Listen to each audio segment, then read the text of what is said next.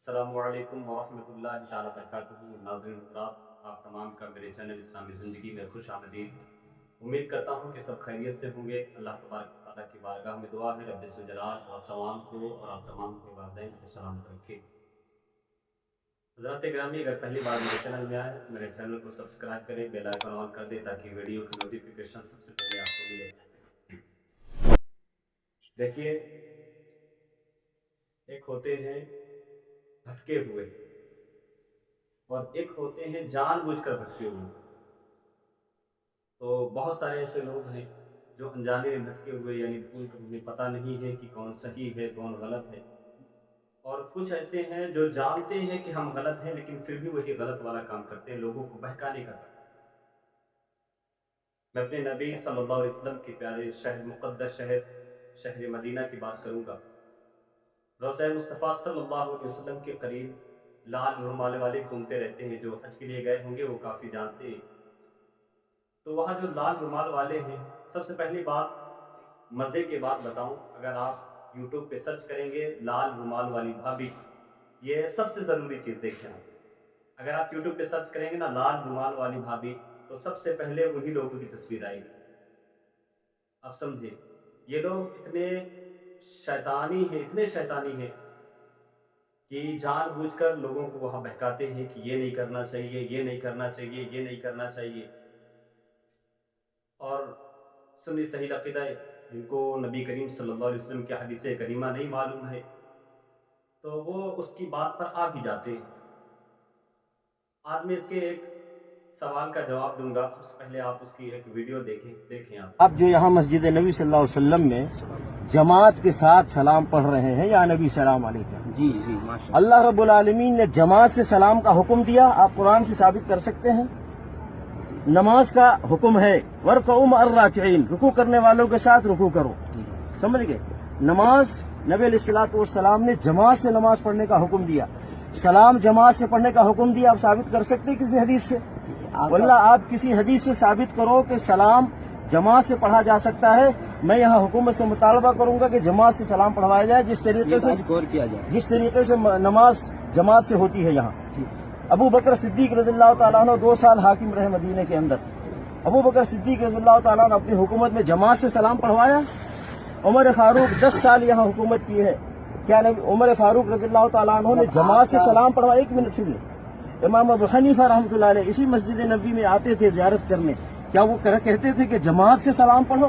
میرے بھائی، سلام کا حکم ہے اللہ کا، درود شریف پڑھنے کا حکم ہے اللہ کا۔ دیکھا آپ نے، یہ کہہ رہا ہے جماعت کے ساتھ مل کر ایک ساتھ سلام پڑھنا، درود پڑھنا کہاں لکھا ہوا ہے؟ کیا مجھے قرآن کے حوالے سے آپ سمجھا سکتے ہو؟ کیا آپ مجھے حدیث کے حوالے سے سمجھا سکتے ہو؟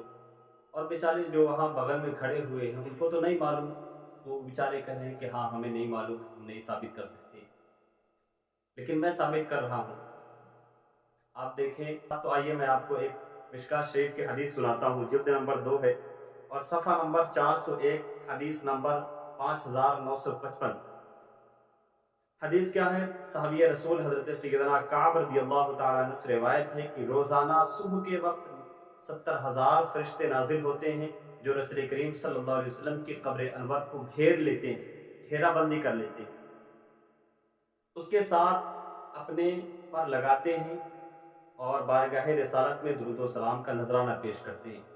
یعنی حضرت کعب رضی اللہ تعالیٰ عنہ فرماتے ہیں کہ اللہ تبارک و تعالیٰ صبح کو 70,000 فرشتے نازل فرماتا ہے جو روضہ مصطفیٰ کے ارد گرد گھیرا بندی کر کے اپنے پروں کو روضہ مصطفیٰ سے ڈھانپ لیتے ہیں، اپنے پروں کو روضہ مصطفیٰ کو ڈھانپ کر اور درود و سلام پڑھتے ہیں۔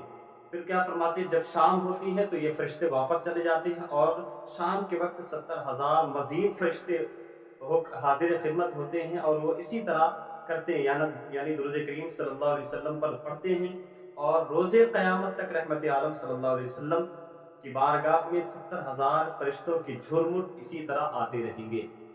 آپ دیکھیں حضرت کعب فرماتے ہیں، اور اس کی تفسیر میں فرمایا گیا ہے، مفتی احمد یار خان صاحب فرماتے ہیں کہ اس روایت کے تحت فرمایا گیا کہ 70,000 فرشتے یہ وہ ہوں گے جو صبح کو جو آتے ہیں تو شام تک درود پڑھتے ہیں، اور شام کو جو آتے ہیں وہ صبح تک پڑھتے ہیں۔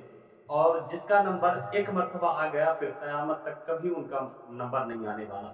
آپ دیکھیں جو یہ کہتا ہے کہ کہاں لکھا ہے کیا کہتے ہیں جماعت کے ساتھ سلام درود پڑھنا، مل جل کر ایک ساتھ درود پڑھنا کہاں لکھا ہے؟ تو دیکھیں حدیث میں بھی لکھا ہے، رب کائنات کے پیارے حبیب صلی اللہ علیہ وسلم کے پیارے صحابہ حضرت کعب نے فرمایا کہ 70,000 فرشتے نبی کی بارگاہ میں آتے ہیں، اور ان کا طریقہ کیا ہوتا ہے درود و سلام پڑھنے کا؟ وہ آتے ہیں نبی کے روضے کے ارد گرد کھڑے ہو جاتے ہیں اور اپنے پروں سے روضہ مصطفیٰ کو ڈھانپ لیتے ہیں اور ڈھانپ کر نبی پر درود و سلام پڑھتے ہیں۔ یہ شام تک پڑھتے رہتے ہیں جو صبح کو آتے ہیں، اور جو شام کو آتے ہیں وہ بھی اسی انداز سے گھیرا بندی کر کے اپنے پروں سے نبی کریم صلی اللہ علیہ وسلم کے روضے کو ڈھانپ لیتے ہیں اور نبی پر درود و سلام پڑھتے ہیں۔ یہ سلسلہ صرف ایک دن نہیں رہا، بلکہ یہ سلسلہ فرمایا گیا کہ قیامت تک اسی طرح رہے گا، اور جس فرشتے کا نمبر ایک مرتبہ آ گیا وہ اس کا قیامت تک کبھی دوبارہ نمبر نہیں آنے والا۔